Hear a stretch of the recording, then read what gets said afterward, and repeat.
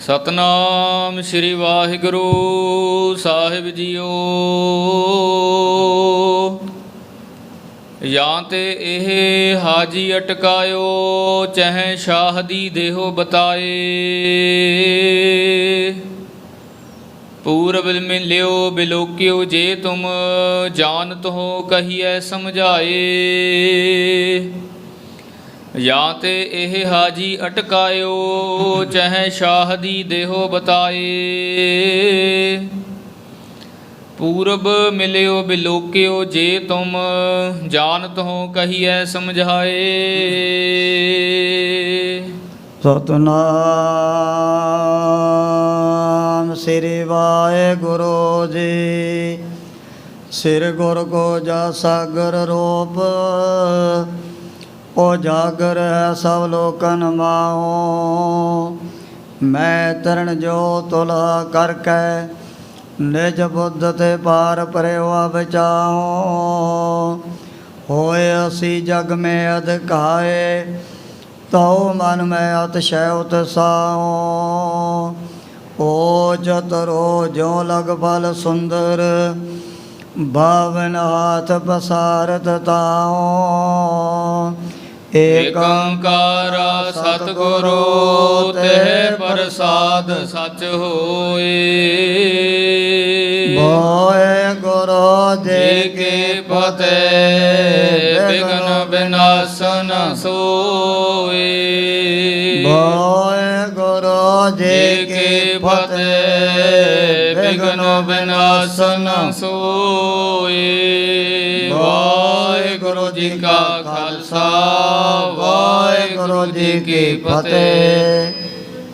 ਪਰਮ ਸਤਿਕਾਰਯੋਗ ਗੁਰੂ ਰੂਪ ਖਾਲਸਾ ਸਾਧ ਸੰਗਤ ਜੀ, ਜਿਤਨ ਵੀ ਮਾਈ ਭਾਈ ਨੇਮੀ ਪ੍ਰੇਮੀ ਦੂਰੋਂ ਨੇੜੇ ਚੱਲ ਕਰਕੇ ਮਹਾਂਪੁਰਖਾਂ ਦੇ ਪਵਿੱਤਰ ਪਾਵਨ ਅਸਥਾਨ ਅਥਵਾ ਗੁਰੂ ਬਾਬਾ ਜੀ ਦੇ ਸੱਚਖੰਡ ਦਰਬਾਰ ਦੇ ਵਿੱਚ ਪਹੁੰਚੇ ਹੋ। ਸਤਿਗੁਰਾਂ ਦੇ ਚਰਨਾਂ 'ਚ ਹਾਜ਼ਰੀ ਲਵਾਉਣ ਵਾਸਤੇ ਆਪਣੀਆਂ ਚਿੱਤ ਬਿਰਤੀਆਂ ਬਾਹਰੋਂ ਕਾਗਰ ਕਰਨ ਦੀ ਖੇਚਲ ਕਰੋ। ਭਗਤ ਵਛਲ ਪਤਤ ਪਾਵਨ ਦੀਨਾ ਬੰਦੋ, ਤਿੰਨੇ ਲੋਕਾਂ ਦੇ ਮਾਲਕ ਸਾਂਝੇ ਰਹਿਬਰ ਨਿਰੰਕਾਰੀ ਜੋਤ ਸ਼੍ਰੀ ਗੁਰੂ ਗੋਬਿੰਦ ਸਿੰਘ ਜੀ ਮਹਾਰਾਜ ਦੀ ਪਾਵਨ ਕਥਾ ਚੱਲ ਰਹੀ ਹੈ। ਪਿਛਲੇ ਪ੍ਰਕਰਨ ਦੇ ਵਿੱਚ ਅਸੀਂ ਇਹ ਵਿਚਾਰ ਸਰਵਣ ਕੀਤੀ, ਜਿਸ ਵਕਤ ਦੀਨ ਦੁਨੀਆ ਦੇ ਮਾਲਕ ਨੂੰ ਰਾਹ ਦੇ ਵਿੱਚ ਜਾਂਦਿਆਂ ਹੋਇਆਂ ਜਿਹੜਾ ਸੀ ਦਿਲਾਵਰ ਖਾਂ 5000 ਫੌਜ ਦਾ ਮਾਲਕ, ਜਿੱਥੇ ਅੱਜ ਕੱਲ੍ਹ ਗੁਰਦੁਆਰਾ ਸ੍ਰੀ ਕਿਰਪਾਨ ਪੇਟ ਸਾਹਿਬ ਹੈ, ਇਸ ਥਾਂ 'ਤੇ ਤੁਰਕਾਂ ਮੁਗਲਾਂ ਨੇ ਆਪਣੇ ਡੇਰੇ ਲਗਾਏ ਹੋਏ ਸੀ। ਕਹਿ ਲੱਗੇ ਵੀ ਕਿਤੇ ਐਸਾ ਨਾ ਹੋ ਜਾਏ ਗੁਰੂ ਕਲਗੀਧਰ ਸੱਚੇ ਪਾਤਸ਼ਾਹ, ਜਿਹੜੇ ਪਹਿਲਾਂ ਹੀ ਚਮਕੌਰ ਦੀ ਗੜੀ ਦੇ ਵਿੱਚੋਂ ਚੱਲ ਕਰਕੇ ਆਏ ਸਨ, ਹੁਣ ਥਾਂ ਥਾਂ 'ਤੇ ਜਿਹੜੀ ਹੈ ਸ਼ਾਹੀ ਫੌਜ ਸਤਿਗੁਰੂ ਜੀ ਦੀ ਢੋਂਡ ਕਰ ਰਹੀ ਸੀ। ਪਰ ਜਦੋਂ ਗਨੀ ਖਾਂ ਔਰ ਨਬੀ ਖਾਂ ਦੋਵੇਂ ਭਰਾਵਾਂ ਨੇ ਸੋਚਿਆ ਵੀ ਸਤਿਗੁਰੂ ਜੀ ਨੂੰ ਆਪਾਂ ਉੱਚ ਦਾ ਪੀਰ ਬਣਾ ਕਰਕੇ ਇਹਨਾਂ ਫੌਜਾਂ ਦੇ ਵਿੱਚੋਂ ਬਾਹਰ ਲੰਘਾ ਸਕਦੇ ਆ।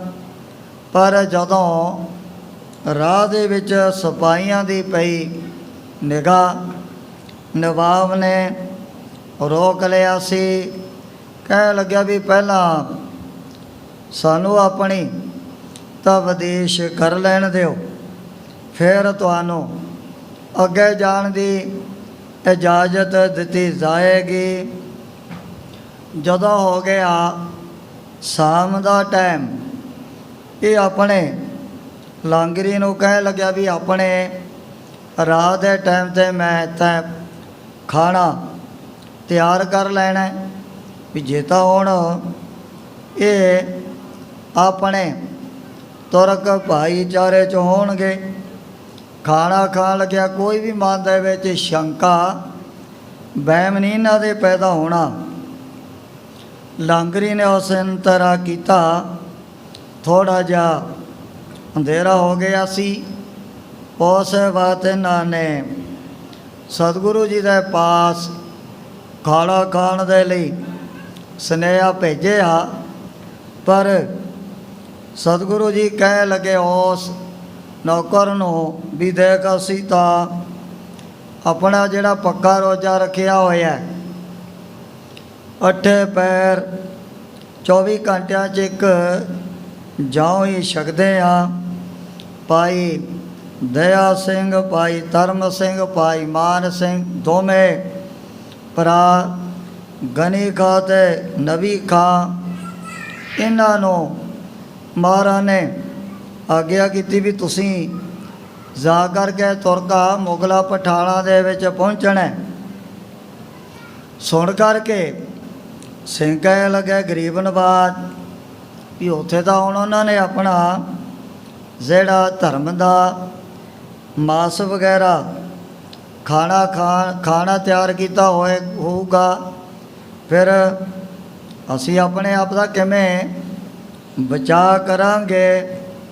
ਪਰ ਦੀਨ ਦੁਨੀਆ ਦੇ ਮਾਲਕ ਕਹਿ ਲੱਗੇ ਵੀ ਆ ਸਤਿਗੁਰੂ ਜੀ ਨੇ ਇੱਕ ਛੋਟੀ ਜਿਹੜੀ ਸ੍ਰੀ ਸਾਹਿਬ ਆਪਣੇ ਵੱਲੋਂ ਬਖਸ਼ੀ ਵੀ ਖਾਣਾ ਖਾਣ ਤੋਂ ਪਹਿਲਾਂ ਤੁਸੀਂ ਉਹਦੇ ਵਿੱਚ ਫੇਰ ਲਿਓ। ਉਸ ਵਕਤ ਤੁਹਾਡੇ ਬਲ ਜੋ ਵੀ ਪਲੇਟ ਦਾ ਪਾਸਾ ਉਹ ਉੱਥੇ ਕੜਾਹ ਪ੍ਰਸ਼ਾਦ ਬਣ ਜਾਏਗਾ। ਇਹਨਾਂ ਨੇ ਸਾਰਿਆਂ ਦੇ ਅੱਗੇ ਵੱਡੀਆਂ ਵੱਡੀਆਂ ਪਲੇਟਾਂ ਭਰ ਕੇ ਜਦੋਂ ਰੱਖ ਦਿੱਤੀਆਂ ਸਨ। ਭਾਈ ਮਾਨ ਸਿੰਘ ਜੀ ਜਦੋਂ ਉਹ ਛੋਟੀ ਜਿਹੀ ਕਿਰਪਾਨ ਫੇਰਨ ਲੱਗੇ, ਦੇ ਕਰਕੇ ਜਿਹੜਾ ਸੀ ਇਹ ਨਵਾਬ, ਉਹਨੂੰ ਸ਼ੰਕਾ ਖੜਾ ਹੋ ਗਿਆ ਵੀ ਆ ਇਹਨਾਂ ਨੇ ਨਵੀਂ ਜਿਹੀ ਗੱਲ ਕਰ ਦਿੱਤੀ। ਪੁੱਛਿਆ ਵੀ ਜੇ ਤੁਸੀਂ ਸਾਡੇ ਮਤ ਦੇ ਖਾਣੇ ਦੇ ਉੱਪਰ ਨਫ਼ਰਤ ਕਰਨਾ ਧਾਰਨ ਕੀਤੀ ਹੈ ਤਾਂ ਹੀ ਤਾਂ ਮੇਰਾ ਛੋਟਾ ਜਿਹਾ ਸਾਤਰੇ ਦੇ ਵਿੱਚ ਫੇਰ ਦਿੱਤਾ। ਪਰ ਭਾਈ ਮਾਨ ਸਿੰਘ ਨੇ ਸਮਝਾਇਆ ਵੀ ਜਦੋਂ ਦੇ ਨਾ ਇਹ ਉੱਚ ਦੇ ਪੀਰ ਮੱਕੇ ਦਾ ਹੱਜ ਕਰਕੇ ਆਏ ਹਨ, ਇਹ ਨਵੀਂ ਜਿਹੜੀ ਰਹੁ ਰੀਤੀ ਪ੍ਰਚਲਿਤ ਕੀਤੀ ਹੈ। ਜਦੋਂ ਵੀ ਅਸੀਂ ਖਾਣਾ ਖਾਂਦੇ ਹਾਂ ਸਭ ਤੋਂ ਪਹਿਲਾਂ ਇਹ ਜਿਹੜੀ ਛੋਟੀ ਜਿਹੀ ਸ੍ਰੀ ਸਾਹਿਬ ਦੇ ਵਿੱਚ ਫੇਰ ਲੈਂਦੀ ਹੈ। ਹੁਣ ਲੋਹੇ ਤੋਂ ਹੀ ਸਾਰਾ ਅੰਨ ਜਿਹੜਾ ਅੱਗੇ ਤੋਂ ਅੱਗੇ ਪੱਕਿਆ ਕਰਦਾ ਹੈ। ਜਦੋਂ ਇਹਨਾਂ ਨੇ ਆਪਣੇ ਬਹੁਤ ਵੱਡੀ ਪਲੇਟ ਦੇ ਵਿੱਚ ਉਹ ਛੋਟੀ ਜਿਹੀ ਕਿਰਪਾਨ ਫੇਰੀ, ਇੱਕ ਪਾਸੇ ਮਾਸ ਅਤੇ ਦੂਜੇ ਪਾਸੇ ਤਾਜ਼ਾ ਤਾਜ਼ਾ ਕੜਾਹ ਪ੍ਰਸ਼ਾਦ ਬਣ ਗਿਆ ਸੀ। ਐਸੀ ਗੁਰੂ ਕਲਗੀਧਰ ਸੱਚੇ ਪਾਤਸ਼ਾਹ ਨੇ ਕਲਾ ਵਰਤਾਈ। ਥੋੜ੍ਹਾ ਥੋੜ੍ਹਾ ਇਹਨਾਂ ਨੇ ਆਪਣੇ ਪੱਲੇ ਦੇ ਵਿੱਚ ਵੀ ਬੰਨ ਲਿਆ ਸੀ। ਉੱਧਰੋਂ ਜਿਹੜਾ ਸੈਯਦ ਪੀਰ ਮੁਹੰਮਦ ਕਾਜੀ, ਉਹ ਵੀ ਨੂਰਪੁਰ ਪਿੰਡ ਤੋਂ ਚੱਲ ਕੇ ਪਹੁੰਚ ਗਿਆ। ਜਦੋਂ ਇਹ ਮਹਾਰਾਜ ਦੇ ਦਰਸ਼ਨ ਕਰਨ ਦੇ ਲਈ ਆਇਆ ਤੰਬੂ 'ਚ, ਸਤਿਗੁਰੂ ਜੀ ਨੇ ਪਹਿਲਾਂ ਇਸ਼ਾਰਾ ਕੀਤਾ ਵੀ ਇੱਥੋਂ ਵਾਪਸ ਮੁੜ ਜਾ। ਪਹਿਲਾਂ ਤਾਂ ਤੁਰਕਾਂ ਮੁਸਲਮਾਨਾਂ ਦੀ ਕਚਹਿਰੀ ਦੇ ਵਿੱਚ ਜਾ ਕਰਕੇ ਜਵਾਬ ਦੇ ਦੇ, ਫਿਰ ਆ ਕਰਕੇ ਸਾਡੇ ਦਰਸ਼ਨ ਕਰ ਲੈਣੇ ਹਨ।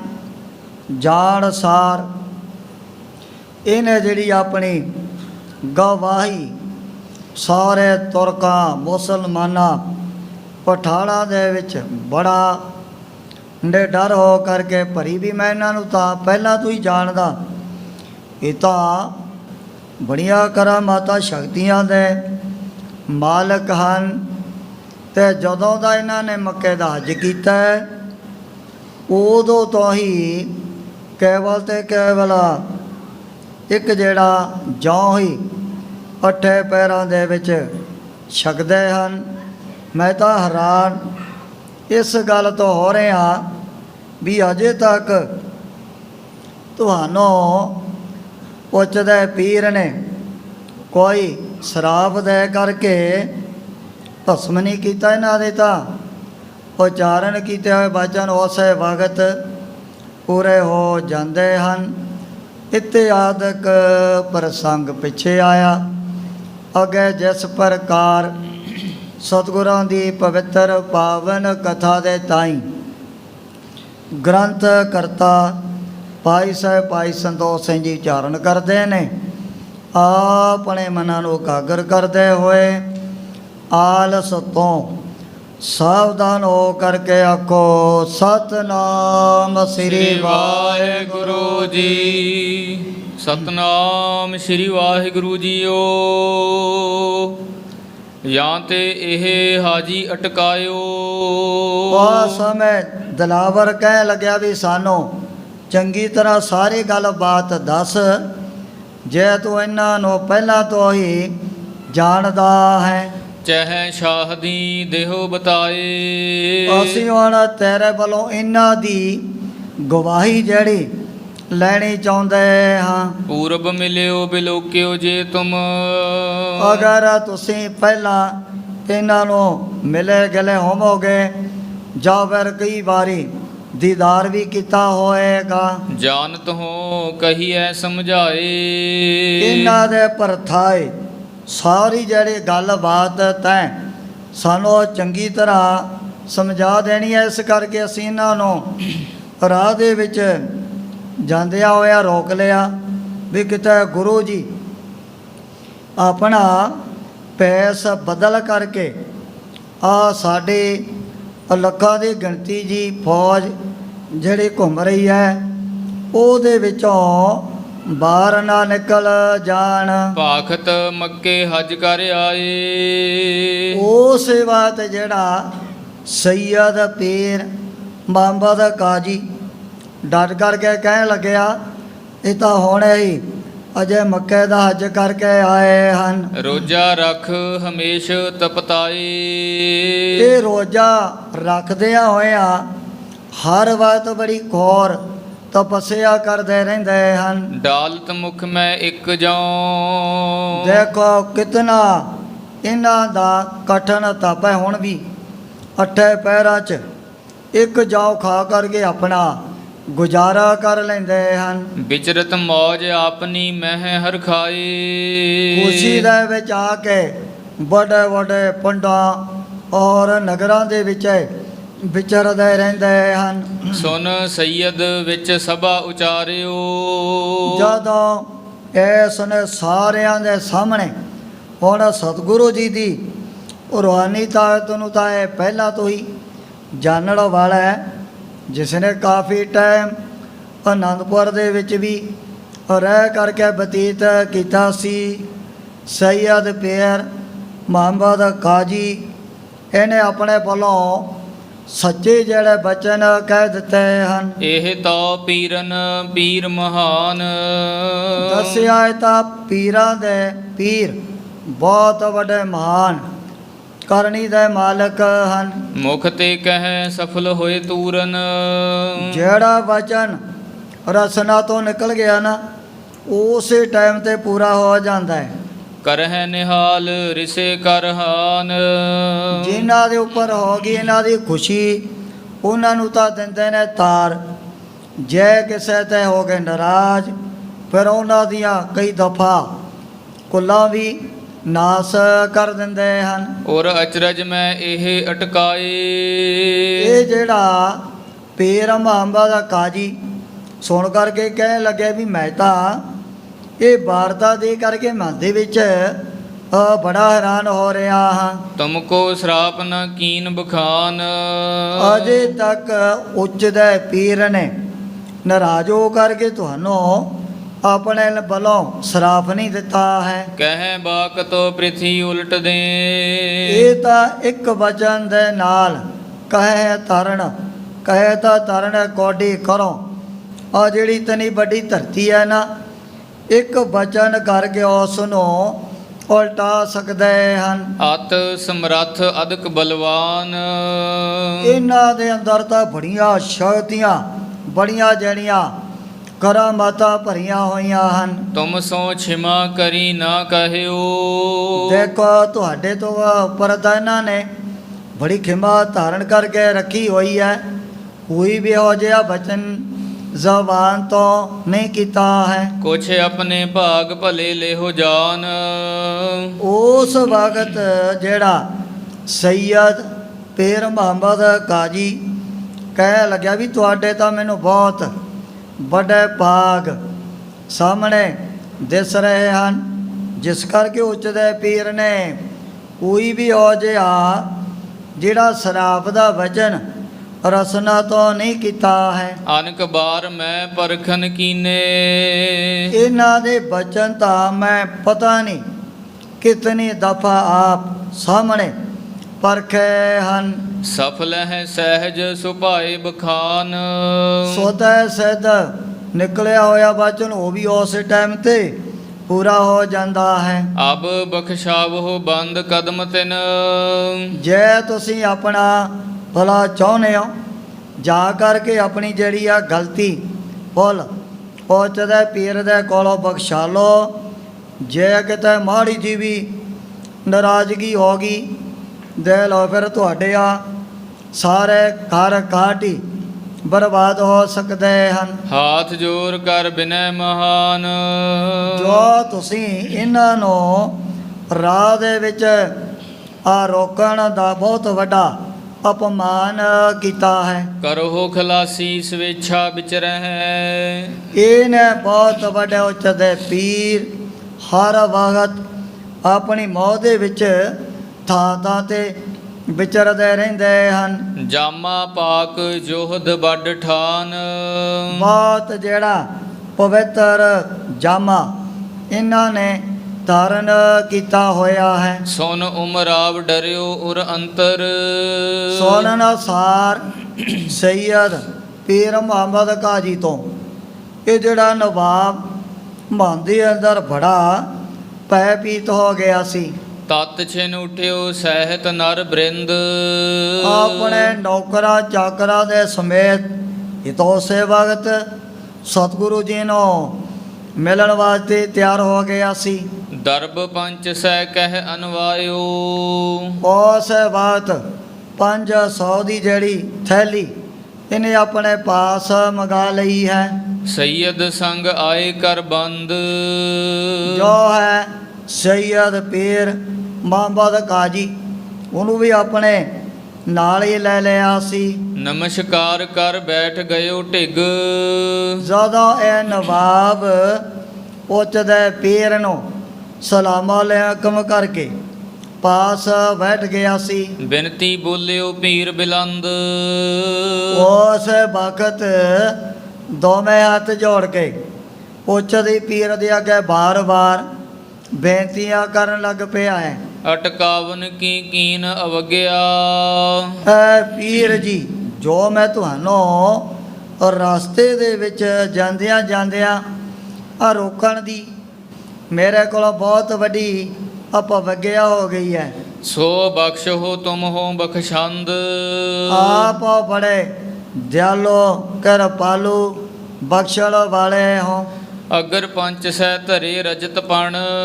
ਉਸ ਬਾਤ 500 ਦੀ ਜਿਹੜੀ ਥੈਲੀ ਇਹਨੇ ਮਹਾਰਾਜ ਦੇ ਅੱਗੇ ਨਮਸਕਾਰ ਕਰ ਦਿੱਤੀ ਹੈ। ਅਪਰ ਸੁਪਟ ਤਹਿ ਭੇ ਸਮੁਦਾਏ। ਜਿਹੜੇ ਨਵਾਬ ਦੇ ਨਾਲ ਹੋਰ ਬਹੁਤ ਸਾਰੇ ਨੌਕਰ ਚਾਕਰ ਚੱਲ ਕਰਕੇ ਆਏ ਸੀ। ਸਕਲ ਚੜਾਵਨ ਲੱਗੇ ਦਰਬ ਕੋ। ਉਹਨਾਂ ਨੇ ਵੀ ਜਥਾ ਜੋਗ ਬਹੁਤ ਸਾਰੀ ਜਿਹੜੀ ਮਾਇਆ ਆਪਣੇ ਵੱਲੋਂ ਉੱਚਦੇ ਪੀਰ ਦੇ ਚਰਨਾਂ 'ਚ ਮੱਥਾ ਟੇਕਿਆ ਸੀ। ਭਿਖ ਸਤਿਗੁਰ ਮੁਖ ਤੇ ਫੁਰਮਾਏ। ਸੋਣ ਕਰ ਗਿਆ ਸਮੇਂ ਦੀਨ ਦੁਨੀਆ ਦੇ ਮਾਲਕ ਬੜੇ ਮਿੱਠੇ ਔਰ ਕੋਮਲ ਭਜਨ ਕਹਿਣ ਲੱਗੇ ਸੀ। ਤੁਮਕੋ ਨਹੀਂ ਦੋਸ਼ ਪਰ ਬਸ ਹੋ। ਵੀ ਦੇਖੋ ਤੁਸੀਂ ਤਾਂ ਹੁਣ ਆਪਣੇ ਬਾਦਸ਼ਾਹ ਔਰੰਗਜ਼ੇਬ ਦਾ ਹੁਕਮ ਮੰਨਣੀ ਹੈ ਨਾ, ਇਹ ਤੁਹਾਡੇ ਕੋਈ ਬਸ ਦੀ ਗੱਲ ਨਹੀਂ ਹੈ। ਹਮਰੋ ਕਹਾਂ ਘਟਿਓ ਇਸ ਥਾਏ। ਸਤਿਗੁਰੂ ਜੀ ਕਹਿ ਲੱਗੇ ਜੇ ਅਸੀਂ ਇੱਥੇ ਇੱਕ ਰਾਤ ਕੱਟ ਵੀ ਲਈ, ਇਹਦੇ ਵਿੱਚ ਸਾਡਾ ਹੁਣ ਕੀ ਘਟ ਗਿਆ ਹੈ। ਸੁਖ ਸੋ ਨਿਸਾ ਬਸੇ ਅਬ ਗਮਨੈ। ਆ ਤੁਹਾਡੇ ਬਹੁਤ ਵੱਡੇ ਤੰਬੂ ਦੇ ਵਿੱਚ ਠਹਿਰ ਕੇ ਅਸੀਂ ਰਾਤ ਵੀ ਬੜੇ ਸੁੱਖਾਂ ਦੇ ਨਾਲ ਬਤੀਤ ਕਰ ਲਈ ਹੈ। ਚਿੱਤ ਕੀ ਚਿੰਤਾ ਦੇਹੋ ਗਵਾਏ। ਵੀ ਤੁਸੀਂ ਇਸ ਗੱਲ ਦੀ ਕੋਈ ਵੀ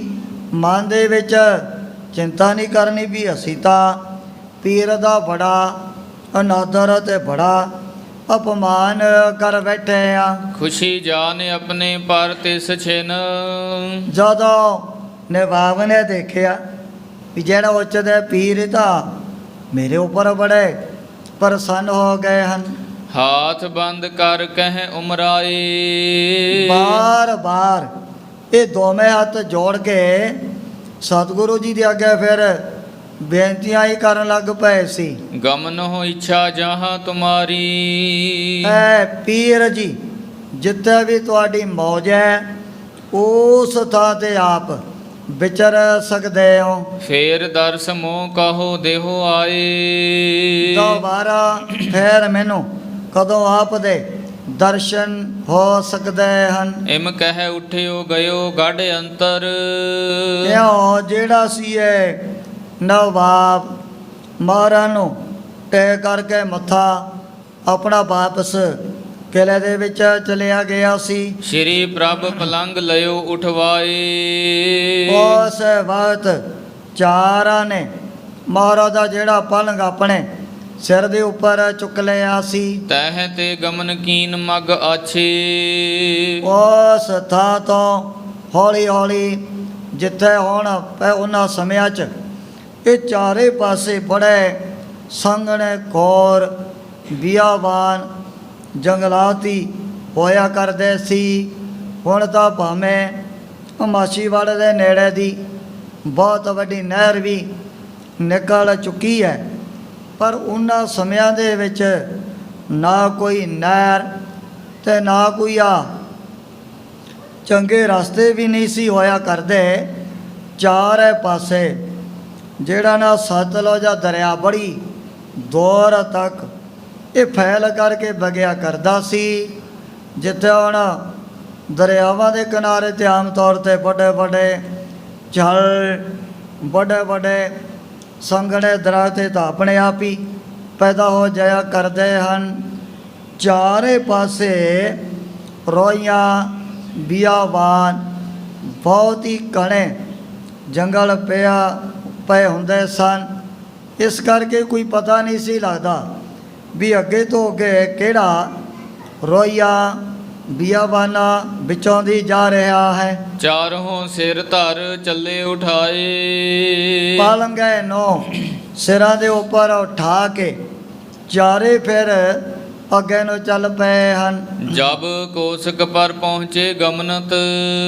ਜਦੋਂ ਚਲਦਿਆਂ 4-5 ਕੋਹਾਂ ਦਾ ਜਿਹੜਾ ਪਿੰਡ ਆ ਸਤਿਗੁਰੂ ਜੀ ਨੇ ਤੈਅ ਕੀਤਾ, ਜਿੱਥੇ ਅੱਜ ਕੱਲ੍ਹ ਲਾਲ ਕਲਾਂ ਇੱਥੇ ਦਸ਼ਮੇਸ਼ ਪਿਤਾ ਨੇ ਬੋਹੜ ਦੇ ਦਰਖਤ ਦੇ ਥੱਲੇ ਨੇੜੇ ਇੱਕ ਤਲਾਬ ਸੀ, 2 ਪੈਰ ਬੈਠ ਕਰਕੇ ਕੱਟੇ ਸਨ। ਤਬ ਸੈਯਦ ਮਿਲਬੇ ਹਿਤ ਆਏ। ਹੁਣ ਉਧਰੋਂ ਜਿਹੜਾ ਸੀ ਇਹ ਸੈਯਦ ਪੀਰ ਮੁਹੰਮਦ ਕਾਜੀ ਸਤਿਗੁਰੂ ਜੀ ਦੇ ਨਾਲ ਗਵਾਹੀ ਕਰਕੇ ਫਿਰ ਉਸੇ ਤਰ੍ਹਾਂ ਰਾਹ ਦੇ ਵਿੱਚ ਮਿਲਣ ਵਾਸਤੇ ਆ ਗਿਆ। ਬੰਧਨ ਕਰੀ ਪਦਮ ਸਮ ਕਦਮਨ।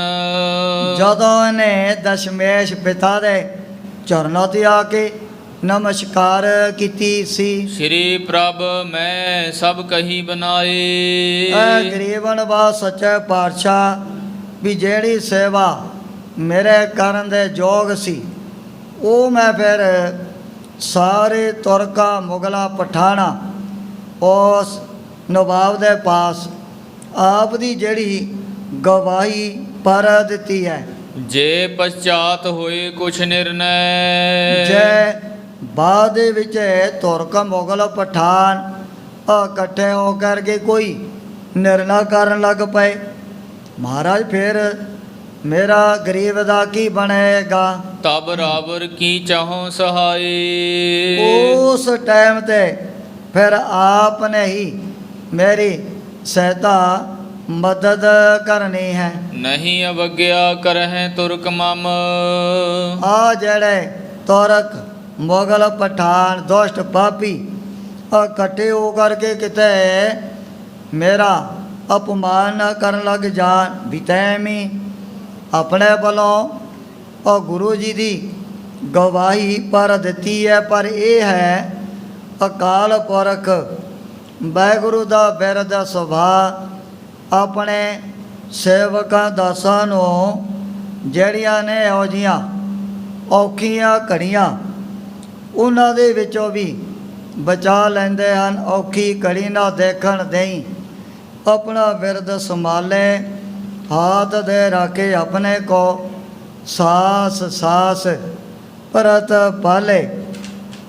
ਇਹ ਵੀ ਵਿਚਾਰਾ ਹੁਣ ਮਹਾਰਾਜ ਦੇ ਅੱਗੇ ਬੇਨਤੀਆਂ ਕਰਨ ਲੱਗ ਪਿਆ ਵੀ ਕੱਲ ਨੂੰ ਕੋਈ ਹੋ ਜੀ ਕਿਸੇ ਨੇ CID ਕਰਤੀ ਗਰੀਬਨ ਵਾ ਸੱਚੇ ਪਾਤਸ਼ਾਹ ਫਿਰ ਉੱਥੇ ਤਾਂ ਮੇਰਾ ਆਪ ਨੇ ਹੀ ਵਿਚਾਰ ਕਰਨਾ ਹੈ। ਇਮ ਬਾਂਛਤ ਮੈਂ ਆਇਓ ਧਾਏ। ਇਸ ਕਰਕੇ ਮੈਂ ਦੁਬਾਰਾ ਆਪ ਜੀ ਦੇ ਚਰਨਾਂ ਦੇ ਵਿੱਚ ਚੱਲ ਕਰਕੇ ਹਾਜ਼ਰ ਹੋਇਆ ਹਾਂ। ਦੇਖ ਦਇਆ ਨਿਧ ਬੇਹਸ ਬਖਾਨਿਓ। ਇਹ ਦੇ ਕਰਕੇ ਸਤਿਗੁਰੂ ਜੀ ਨੇ ਖੁਸ਼ ਹੋ ਕਰਕੇ ਆਪਣੀ ਰਸਨਾ ਤੋਂ ਇਹ ਪ੍ਰਵਚਨ ਕੀਤੇ ਸੀ। ਤੁਮਕੋ ਤਾਤੀ ਲੱਗੈ ਨ ਬਾਏ। ਵੀ ਤੈਨੂੰ ਤਾਂ ਕੋਈ ਵੀ ਤਤੇ ਵਾਹ ਨਹੀਂ ਲੱਗੇਗੀ। ਜੇ ਉਪਕਾਰ ਕਰਹਿ ਤਨ ਮਨ ਤੇ। ਹੁਣ ਜਿਹੜੇ ਤੇਰੇ ਵਰਗੇ ਉਤਮ ਪੁਰਸ਼ ਹਮੇਸ਼ਾ ਵਾਤੇ ਧਰਮ ਦੇ ਕਾਰਜ ਕਰਦੇ ਰਹਿੰਦੇ ਹਨ, ਤਿਨ ਕੇ ਹੋਤ ਸਹਾਈ ਖੁਦਾਏ। ਉਹਨਾਂ ਦੀ ਸਹਾਇਤਾ ਖੁਦਾ ਮਦਦ ਪਰਮਾਤਮਾ ਆਪ ਹੀ ਸਦਾ ਵਾਤੇ ਕਰਿਆ ਕਰਦਾ ਹੈ। ਕਿਸੋ ਵਸ ਕੀ ਕਮੀ ਨਾ ਹੋਵੇ। ਸਤਿਗੁਰੂ ਜੀ ਕਹਿ ਲਗੇ ਐ ਪੀਰ ਜੀ ਤੈਨੂੰ ਤਾਂ ਹੁਣ ਤੋਂ ਬਾਅਦ ਕਦੇ ਵੀ ਕਿਸੇ ਵਸਤੂ ਦਾ ਟੋਟਾ ਨਹੀਂ ਆਵੇਗਾ। ਬਥੇਰੀ ਮਾਇਆ ਬਥੇਰਾ ਧਨ ਤੇਰੇ ਘਰ ਦੇ ਵਿੱਚ ਪ੍ਰਾਪਤ ਹੋ ਜਾਣਾ ਹੈ। ਦਰਬ ਅਤੋਟ ਖਰਚ ਔ ਖਾਏ। ਜਿਤਨੀ ਮਰਜੀ ਮਾਇਆ ਖਰਚ ਕਰੀ ਜਾਈ, ਤੇਰੇ ਪਰਿਵਾਰ ਦੇ ਵਿੱਚ ਮਾਇਆ ਦਾ ਪਦਾਰਥਾਂ ਦਾ ਕਦੇ ਵੀ ਕੋਈ ਘਾਟਾ ਨਹੀਂ ਆਵੇਗਾ। ਕਾਗਦ ਕਲਮ ਦਾਨ ਜੇ ਤੁਮ ਢਿਗ।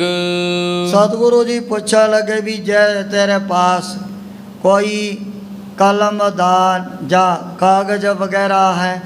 ਢਿਗ ਲਿਖਿਆ ਹੈ ਹੁਕਮਨਾਮਾ ਲੇਹੋ ਪਾਏ। ਅਸੀਂ ਫਿਰ ਤੈਨੂੰ ਆਪਣੇ ਵੱਲੋਂ ਇੱਕ ਹੁਕਮਨਾਮਾ ਲੈ ਕਰਕੇ ਬਖਸ਼ ਦਿੰਦੇ ਹਾਂ। ਹਮਰੇ ਸਿੱਖ ਸੰਗਤ ਸਭ ਮਨ ਹੈ। ਉਸ ਹੁਕਮਨਾਮੇ ਦਾ ਦਰਸ਼ਨ ਕਰਕੇ ਮੇਰੇ ਪ੍ਰੇਮੀਆਂ ਮੇਰੇ ਗੁਰ ਸਿੱਖਾਂ ਨੇ ਤੇਰਾ ਬਹੁਤ ਜ਼ਿਆਦਾ ਆਪਣੇ ਵੱਲੋਂ ਮਾਨ ਸਤਿਕਾਰ ਕਰਨਾ ਹੈ। ਕੁੱਲ ਤੇਰੀ ਧਨ ਕੋ ਨਿਤ ਪਾਏ। ਸਤਿਗੁਰੂ ਜੀ ਕਹਿ ਲਗੇ ਹੋਰ ਤਾਂ ਕੀ ਤੇਰੀ ਜਿਹੜੀ ਤੇਰੀ ਬੰਸ ਹੈ ਤੇਰੀ ਕੁੱਲ ਹੈ ਉਸ ਨੂੰ ਵੀ ਆਉਣ ਵਾਲੇ ਸਮੇਂ 'ਚ ਇਸੇ ਤਰ੍ਹਾਂ ਬਥੇਰੀ ਮਾਇਆ ਬਥੇਰਾ ਧਨ ਮਿਲ ਜਾਏਗਾ।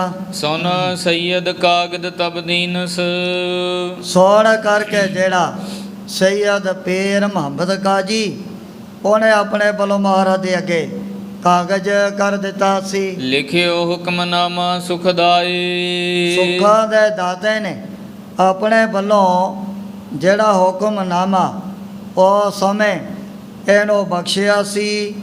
ਪਾਈ ਸਹਿ ਪਾਈ ਵੀਰ ਸਿੰਘ ਜੀ ਨੇ ਵੀ ਜੋ ਇਸ ਗ੍ਰੰਥ ਦੀ ਆਪਣੇ ਵੱਲੋਂ ਟਿੱਪਣੀ ਕੀਤੀ ਹੈ, ਉਹਦੇ ਵਿੱਚ ਲਿਖਦੇ ਨੇ ਵੀ ਜਿਹੜਾ ਹੁਕਮਨਾਮਾ ਜਿਹੜਾ ਦਸ਼ਮੇਸ਼ ਪਿਤਾ ਨੇ ਬਖਸ਼ਿਆ, ਹੁਣ ਤੱਕ ਇਹਨਾਂ ਦੀ ਕੁਲ ਦੇ ਵਿੱਚ ਪਿਆ ਹੋਇਆ ਸੁਣੀਂਦਾ ਹੈ। ਲੈ ਕਰ ਕਰ ਧਰ ਭਇਓ ਪ੍ਰਮੋਦਤ। ਹੁਕਮਨਾਮਾ ਲੈ ਕਰਕੇ ਸਤਿਗੁਰੂ ਜੀ ਦਾ ਸੈਯਦ ਪੀਰ ਮੁਹੰਮਦ ਕਾਜੀ ਇਹ ਵੀ ਮਨ ਦੇ ਵਿੱਚ ਬੜਾ ਖੁਸ਼ ਹੋ ਗਿਆ ਸੀ। ਬੰਦ ਕਦਮ ਕੋ ਹਟਿਓ ਸਿਧਾਏ। ਉਸ ਵਕਤ ਸਤਿਗੁਰੂ ਜੀ ਨੂੰ ਮੱਥਾ ਟੇਕ ਕਰਕੇ ਇਹ ਵਾਪਸ ਆਪਣੇ ਨਗਰ ਨੂਰਪੁਰ ਨੂੰ ਮੁੜ ਗਿਆ ਸੀ। ਸ਼੍ਰੀ ਪ੍ਰਭ ਚੱਲੇ ਪਰਿਅੰਕ ਅਰੂਡੇ। ਸਤਿਗੁਰੂ ਜੀ ਉਸੇ ਤਰ੍ਹਾਂ ਪਲੰਗੇ ਦੇ ਉੱਪਰ ਬੈਠ ਕੇ ਅੱਗੇ ਤੋਂ ਅੱਗੇ ਜਾ ਰਹੇ ਹਨ। ਚਾਰੋਂ ਸਿਰ ਪਰ ਲੀਨ ਉਠਾਏ। ਜਿਹੜਾ ਮਹਾਰਾਜ ਦਾ ਪਲੰਗਾ ਚਾਰਾਂ ਨੇ ਆਪਣੇ ਸਿਰਾਂ ਦੇ ਉੱਪਰ ਚੁੱਕਿਆ ਹੋਇਆ ਸੀ। ਕੇਸ ਪਿਛਾਰੀ ਲਰਕਤ ਸੁੰਦਰ। ਸਤਿਗੁਰੂ ਜੀ ਦੇ ਵੱਡੇ ਵੱਡੇ ਜਿਹੜੇ ਕੇਸ ਪਿੱਛੇ ਨੂੰ ਸੁੱਟੇ ਹੋਏ ਸਨ, ਸਿਰ ਦੇ ਉੱਪਰ ਜਿਵੇਂ ਗੋਲ ਪਟਕਾ ਬੰਨ੍ਹੀਦਾ, ਇਸੇ ਤਰ੍ਹਾਂ ਦਾ ਸਤਿਗੁਰੂ ਜੀ ਨੇ ਦਸਤਾਰਾ ਸਜਾਇਆ ਹੋਇਆ ਸੀ। ਸ਼ਾਮ ਚਾਦਰਾ ਉਪਰ ਲੀਨ। ਇਸੇ ਤਰ੍ਹਾਂ ਜਿਹੜਾ ਨੀਲੇ ਰੰਗ ਦਾ ਬਹੁਤ ਵੱਡਾ ਚਾਦਰਾ ਆਪਣੇ ਸਰੀਰ ਦੇ ਉੱਪਰ ਪਾਇਆ ਹੋਇਆ ਹੈ। ਦੀਰਘ ਸ਼ਮਸ਼ ਪਿਰਾਹਨ ਗਰਮ ਹੈ। ਇਸੇ ਤਰ੍ਹਾਂ ਬਹੁਤ ਵੱਡਾ ਲੰਮਾ ਦਾੜਾ ਸੁੰਦਰ ਜਾਮਾ ਮਹਾਰਾਜ ਨੇ ਸਰੀਰ ਦੇ ਉੱਪਰ ਧਾਰਨ ਕੀਤਾ ਹੋਇਆ ਸੀ। ਮੁੱਠਾ ਮੋਰ ਪੰਖ ਕੋ ਕੀਨ। ਜਿਹੜਾ ਮੋਰ ਦੇ ਖੰਭਾਂ ਦਾ ਬਹੁਤ ਵੱਡਾ ਮੁੱਠਾ ਇਹਨਾਂ ਨੇ ਪਹਿਲਾਂ ਹੀ ਆਪਣੇ ਪਾਸ ਤਿਆਰ ਕਰਕੇ ਭਾਈ ਦਇਆ ਸਿੰਘ ਜੀ ਨੂੰ ਪਕੜਾਇਆ ਹੋਇਆ ਸੀ। ਦਇਆ ਸਿੰਘ ਸਿਰ ਪਰ ਕਬ ਫੇਰਤ। ਉਹ ਜਿਹੜਾ ਮੁੱਠਾ ਮੋਰ ਦੇ ਖੰਭਾਂ ਦਾ ਲੈ ਕਰਕੇ ਭਾਈ ਦਇਆ ਸਿੰਘ ਜੀ ਸਤਿਗੁਰੂ ਜੀ ਦੇ ਸਿੱਧੇ ਉੱਪਰ ਉਸੇ ਤਰ੍ਹਾਂ ਚਲਾ ਰਹੇ ਹਨ। ਚਾਹੋਂ ਪਾਵਨ ਪਰ ਬੰਦ ਸੋ ਦੀਨ। ਜਿਹੜੀਆਂ ਛਟੀਆਂ ਉੱਚੀਆਂ ਉੱਚੀਆਂ ਕਰਕੇ ਇਹਨਾਂ ਨੇ ਚਾਰੇ ਪਾਵਿਆਂ ਦੇ ਨਾਲ ਬੰਨੀਆਂ ਹੋਈਆਂ ਸਨ। ਉੱਪਰ ਛਟੀਆਂ ਕੀ ਕਰ ਛਾਇਆ। ਉਹਨਾਂ ਛਟੀਆਂ ਦੇ ਨਾਲ ਹੀ ਸਤਿਗੁਰੂ ਜੀ ਦੇ ਉੱਪਰਲੇ ਪਾਸੇ ਇਹਨਾਂ ਨੇ ਛਾਂ ਕੀਤੀ ਹੋਈ ਹੈ। ਚਾਦਰ ਤਾਨ ਕਰੀ ਹਿਤ ਚੀਨ। ਉਹਦੇ ਉੱਪਰਲੇ ਪਾਸੇ ਬਹੁਤ ਵੱਡੀ ਚਾਦਰ ਤਾਣ ਦਿੱਤੀ ਸੀ। ਦੋਹਰਾ ਸਨੇ ਸਨੇ ਗਮਨੇ ਪ੍ਰਭੂ ਮਾਰਗ ਚੱਲੇ ਕਿਤੇਕ। ਜਦੋਂ ਚਲਦਿਆਂ ਕਾਫੀ ਅੱਗੇ ਨੂੰ ਚਲੇ ਗਏ ਸੀ। ਗ੍ਰਾਮ ਕਨੇਚ ਪਹੁੰਚ ਕੈ ਥਿਰ ਹਵੈ ਜਲਦ ਵਿਵੇਕ। ਸਤਿਗੁਰੂ ਜੀ ਜਦੋਂ ਕਨੇਚ ਨਗਰ ਦੇ ਵਿੱਚ ਪਹੁੰਚ ਗਏ ਸਨ, ਪਰ ਤਵਾਰੀਖ ਗੁਰੂ ਖਾਲਸੇ ਦੇ ਕਰਤਾ ਨੇ ਉਹਨਾਂ ਨੇ ਹੋਰ ਕਈ ਥਾਵਾਂ 'ਤੇ ਜਿੱਥੇ ਜਿੱਥੇ ਦਸ਼ਮੇਸ਼ ਪਿਤਾ ਨੇ ਆਪਣੇ ਮੁਬਾਰਕ ਚਰਨ ਪਾਏ, ਉਹਨਾਂ ਦੇ ਬਾਰੇ ਜ਼ਿਕਰ ਕੀਤਾ ਵੀ ਲਾਲ ਕਲਾਂ ਉੱਥੇ ਮਹਾਰਾਜ ਨੇ 2 ਪੈਰ ਕੱਟੇ। ਉਹ ਤੋਂ ਬਾਅਦ ਜੋ ਕਲਾਲ ਪਿੰਡ ਦੇ ਰਹਿਣ ਵਾਲਾ ਇੱਕ ਭਾਈ ਭਾਰਾ ਜੀ ਇੱਥੋਂ ਚੱਲ ਕਰਕੇ ਸਤਿਗੁਰੂ ਜੀ ਕਟਾਣੀ ਪਹੁੰਚੇ।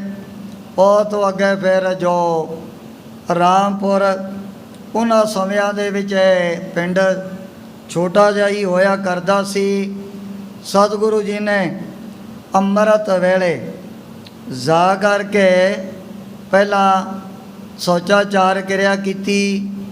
ਉਹ ਤੋਂ ਬਾਅਦ ਜਿਹੜਾ ਸਤਿਗੁਰੂ ਜੀ ਦਾ ਪਾਵਨ ਸਥਾਨ ਰਾਮਪੁਰ ਦੇ ਬਾਹਰਲੇ ਪਾਸੇ ਨੇੜੇ ਹੀ ਪੈਂਦਾ ਹੈ, ਜਿਸ ਪਾਵਨ ਸਥਾਨ ਦੀ ਸੇਵਾ 20ਵੀਂ ਸਦੀ ਦੇ ਪੂਰਨ ਮਹਾਂਪੁਰਖਾਂ ਨੇ ਆਪਣੇ ਵੱਲੋਂ ਕਰਵਾਈ।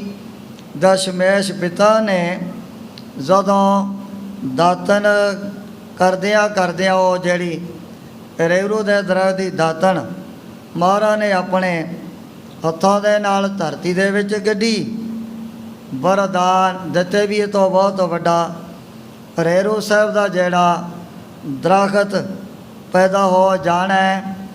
ਰਾਮਪੁਰ ਨਗਰ ਦੇ ਰਹਿਣ ਵਾਲਾ ਇੱਕ ਜਗਾਤੀਆ ਨਾਮ ਕਰਕੇ ਇਹ ਬਾਦਸ਼ਾਹ ਔਰੰਗਜ਼ੇਬ ਦੇ ਪਾਸ ਲੋਕਾਂ ਦੇ ਵਿੱਚੋਂ ਦਾਣੇ ਵਗੈਰਾ ਲੈ ਕਰਕੇ ਉਹਦੇ ਖਜ਼ਾਨੇ ਦੇ ਵਿੱਚ ਜਮ੍ਹਾਂ ਕਰਵਾਇਆ ਕਰਦਾ ਸੀ।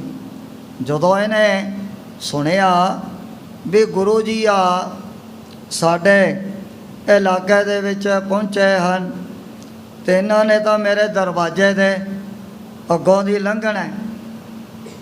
ਉਸ ਵਕਤ ਜਗਾਤੀਆ ਕਹਿਣ ਲੱਗਿਆ ਵੀ ਗੁਰੂ ਜੀ ਨੇ ਤਾਂ ਬਾਦਸ਼ਾਹ ਔਰੰਗਜ਼ੇਬ ਦੀ ਪਤਾ ਨਹੀਂ ਕਿਤਨੀ ਸੈਨਾ ਮਾਰ ਦਿੱਤੀ ਹੈ, ਮੈਂ ਇਹਨਾਂ ਦੇ ਦਰਸ਼ਨ ਨਹੀਂ ਕਰਨੇ।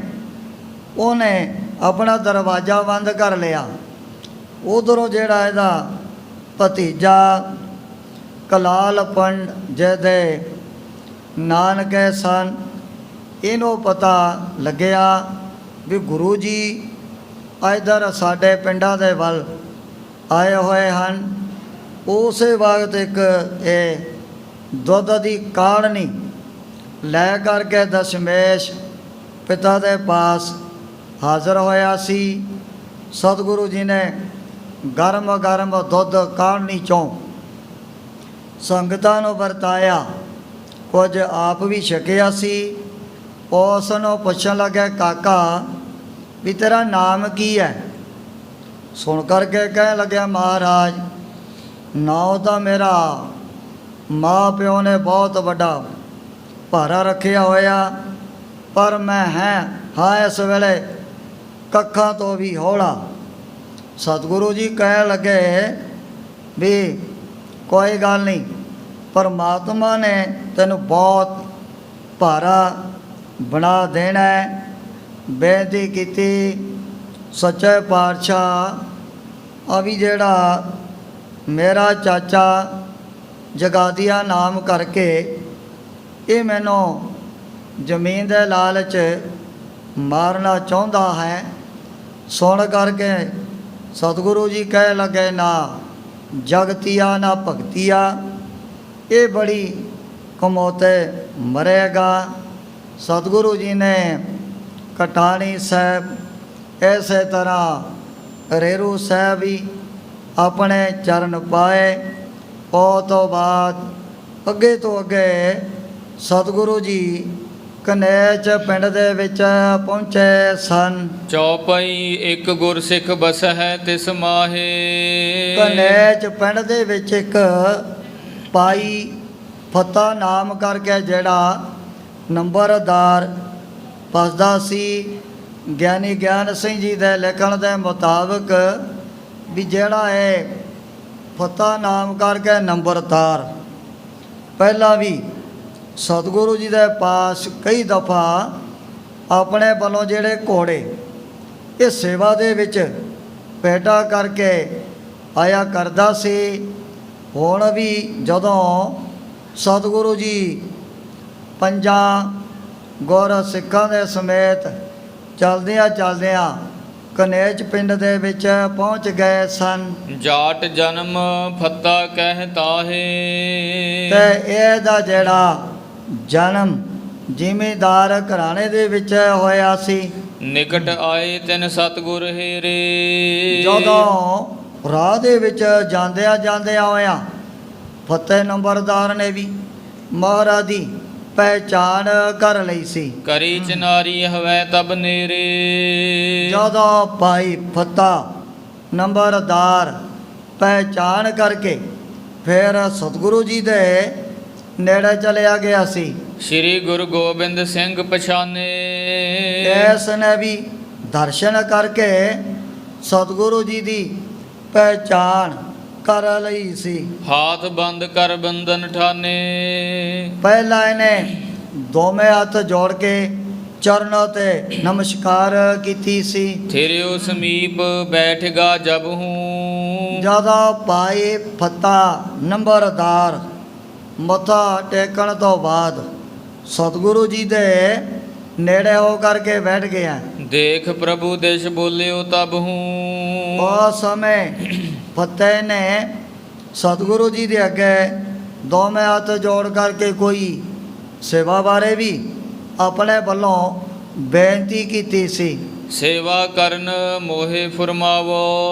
ਸੱਚੇ ਪਾਤਸ਼ਾਹ, ਜੇ ਕਿਸੇ ਚੀਜ਼ ਵਸਤੂ ਦੀ ਆਪ ਨੂੰ ਲੋੜ ਹੈ, ਮੈਂ ਸਮੇਂ ਆਪ ਦੀ ਸੇਵਾ ਕਰ ਸਕਦਾ ਹਾਂ। ਭੋਜਨਾਦ ਆਨੋ ਮੈਂ ਖਾਵੋ। ਜੇ ਆਪ ਦਾ ਹੁਕਮ ਹੈ, ਮੈਂ ਘਰੋਂ ਭੋਜਨ ਪਾਣੀ ਤਿਆਰ ਕਰਕੇ ਹੁਣੇ ਆਪ ਦੇ ਚਰਨਾਂ ਦੇ ਵਿੱਚ ਹਾਜ਼ਰ ਹੋ ਜਾਣਾ ਹੈ। ਅਪਰ ਸੇਵ ਕਿਸ ਵਿਦ ਕੀ ਹੋਏ। ਜੋ ਵੀ ਸੇਵਾ ਦੇ ਲਈ ਆਪ ਹੁਕਮ ਕਰੋਗੇ, ਕਹੀ ਇਹ ਆਪ ਕਰੋ ਮੈਂ ਸੋਏ। ਕੋਈ ਸੇਵਾ ਕਰਨ ਵਾਸਤੇ ਮੈਂ ਆਪਦੇ ਚਰਨਾਂ ਦੇ ਵਿੱਚ ਹਾਜ਼ਰ ਹੋ ਗਿਆ ਹਾਂ। ਸ੍ਰੀ ਮੁਖ ਤੇ ਭਾਖਿਓ ਤਿਸ ਬੇਰੇ। ਸੋਣ ਕਰਕੇ ਉਸ ਸਮੇਂ ਦਸ਼ਮੇਸ਼ ਪਿਤਾ ਜਦੋਂ ਇਹਨੇ ਦੋਵੇਂ ਹੱਥ ਜੋੜ ਕਰਕੇ ਬੇਨਤੀ ਕੀਤੀ ਸੀ, ਇਹ ਤੁਰੰਗਨ ਜੋ ਘਰ ਤੇਰੇ। ਸਤਿਗੁਰੂ ਜੀ ਨੇ ਸਰਬਾਗਾਂਤਰ ਜਾਮੀ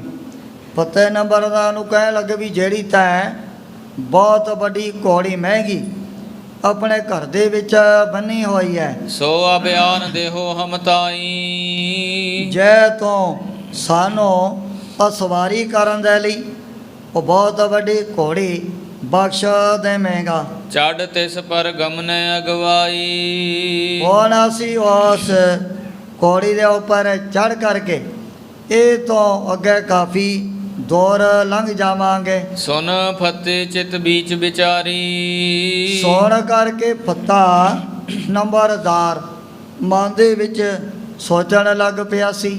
ਕਹਿ ਕੇ ਆਨੋ ਆਪ ਅਗਾਰੀ। ਉਸ ਟਾਈਮ ਤੇ ਤਾਂ ਸਤਿਗੁਰੂ ਜੀ ਨੂੰ ਆਪਣੇ ਵੱਲੋਂ ਜਵਾਬ ਨਹੀਂ ਦੇ ਸਕਿਆ। ਕਹਿ ਲੱਗਿਆ, ਸੱਚੇ ਪਾਤਸ਼ਾਹ ਵੀ ਮੈਂ ਹੁਣੇ ਹੀ ਬਹੁਤ ਵੱਡੀ ਸੋਹਣੀ ਘੋੜੀ ਘਰ ਦੇ ਵਿੱਚੋਂ ਖੋਲ ਕੇ ਆਪਦੇ ਪਾਸ ਹਾਜ਼ਰ ਕਰ ਦਿਆਂਗਾ। ਇਮ ਕਹਿ ਸਦਨ ਆਪਨੇ ਗਇਓ। ਇਹ ਕਹਿ ਕੇ ਜਿਹੜਾ ਸੀ ਭਾਈ ਫੱਤਾ ਨੰਬਰਦਾਰ ਆਪਣੇ ਘਰ ਨੂੰ ਵਾਪਸ ਚਲਿਆ ਗਿਆ। ਤਤ ਛਿਨ ਜੀਨ ਨਿਕਾਰਤ ਭਇਓ। ਜਦੋਂ ਘਰ ਦੇ ਵਿੱਚੋਂ ਜਾ ਕੇ ਜਿਹੜੀ ਕਾਠੀ ਘੋੜੀ ਦੇ ਉੱਪਰ ਪਾਉਣ ਦੇ ਲਈ ਬਾਹਰ ਕੱਢ ਲਈ ਹੈ, ਅਲਪ ਤੁਰੰਗਨ ਪਰ ਸੋ ਪਾਏ। ਪਰ ਉਹ ਜਿਹੜੀ ਕਾਠੀ ਇਹਨੇ ਛੋਟੀ ਜੀ ਘੋੜੀ ਟਾਇਰ ਦੇ ਉੱਪਰ ਪਾ ਕਰਕੇ ਕੱਸ ਦਿੱਤੀ ਸੀ। ਲੈ ਆਇਓ ਗੁਰ ਢਿਗ ਸਹਸਾਏ। ਜਲਦੀ ਤੋਂ ਜਲਦੀ ਛੇਤੀ ਦੇ ਨਾਲ ਹੀ ਛੋਟੀ ਜੀ ਜਿਹੜੀ ਟਾਇਰ ਘੋੜੀ ਲਿਆ ਕਰਕੇ ਇਹਨੇ ਮਹਾਰਾਜ ਦੇ ਅੱਗੇ ਖੜੀ ਕਰ ਦਿੱਤੀ ਸੀ। ਬੜਵਾ ਵੱਡੀ ਨਹੀਂ ਤਬ ਆਨੀ। ਜਿਹੜੀ ਸੀ ਬਹੁਤ ਸੁੰਦਰ ਮਹਿੰਗੀ ਘੋੜੀ, ਉਹ ਤਾਂ ਫਤਿਹ ਨੇ ਆਪਣੇ ਘਰ ਦੇ ਵਿੱਚੋਂ ਖੋਲ ਕਰਕੇ ਨਹੀਂ ਲਿਆਂਦੀ ਹੈ। ਲੈ ਜੈ ਹੈ ਕਿਤ ਕੋ ਮਨ ਜਾਨੀ। ਫੱਤਾ ਮਨ ਦੇ ਵਿੱਚ ਵਿਚਾਰ ਕਰਨ ਲੱਗ ਪਿਆ ਵੀ ਗੁਰੂ ਜੀ ਦਾ ਕੋਈ ਪਤਾ ਨਹੀਂ ਅੱਗੇ ਕਿੱਥੇ ਨੂੰ ਜਾਣਾ ਹੈ ਜਾਂ ਕਿਸ ਥਾਂ 'ਤੇ ਇਹਨਾਂ ਨੇ ਆਪਣੇ ਡੇਰੇ ਲਗਾਉਣੇ ਹਨ। ਪਤਾ ਨਹੀਂ ਮੇਰੀ ਘੋੜੀ ਵਾਪਸ ਮੋੜੂ ਜਾਂ ਨਹੀਂ ਮੋੜੇਗੀ। ਇਹੋ ਜਿਹੀਆਂ ਵਿਚਾਰਾਂ ਫਤਿਹ ਦੇ ਮਨ ਦੇ ਵਿੱਚ ਪੈਦਾ ਹੋਣ ਲੱਗ ਪਈਆਂ ਸਨ। ਹੁਣ ਜਿਸ ਪ੍ਰਕਾਰ ਇਹਨੇ ਉਹ ਛੋਟੀ ਜਿਹੀ ਜਿਹੜੀ ਘੋੜੀ ਲਿਆ ਕਰਕੇ ਮਹਾਰਾਜ ਦੇ ਪਾਸ ਹਾਜ਼ਰ ਕਰਨੀ ਹੈ, ਉਸ ਪ੍ਰਸੰਗ ਦੀ ਵਿਚਾਰ ਅੱਗੇ ਕੀਤੀ ਜਾਏਗੀ। ਇਉਂ ਸ਼੍ਰੀ ਗੁਰੂ ਗੋਬਿੰਦ ਸਿੰਘ ਜੀ ਮਹਾਰਾਜ ਗੁਰਤਾ ਗੱਦੀ 'ਤੇ ਵਿਰਾਜਮਾਨ ਹੋ ਕਰਕੇ ਆਪਣੇ ਪਵਿੱਤਰ ਉਪਦੇਸ਼ ਅਤੇ ਦਰਸ਼ਨਾਂ ਦੁਆਰਾ ਬੜ ਭਾਗੈ ਗੁਰ ਸਿੱਖਾ ਤਾਈ ਨੇ ਹਾਲ ਕਰ ਰਹੇ ਨੇ। ਬੜਵਾ ਵੱਡੀ ਨਹੀਂ ਤਬ ਆਨੀ। ਲੈ ਜੈ ਕਿਤ ਕੋ ਮਨ ਜਾਨੀ। ਬੜਵਾ ਵੱਡੀ ਨਹੀਂ ਤਬ ਆਨੀ, ਲੈ ਜੈ ਹੈ ਕਿਤ ਕੋ ਮਨ ਜਾਨੀ। हे चौथे पार ਪਾਰ ਬ੍ਰਹਮ ਅਵਨਾਸੀ ਅਗਨਾਸ। हे पूर्ण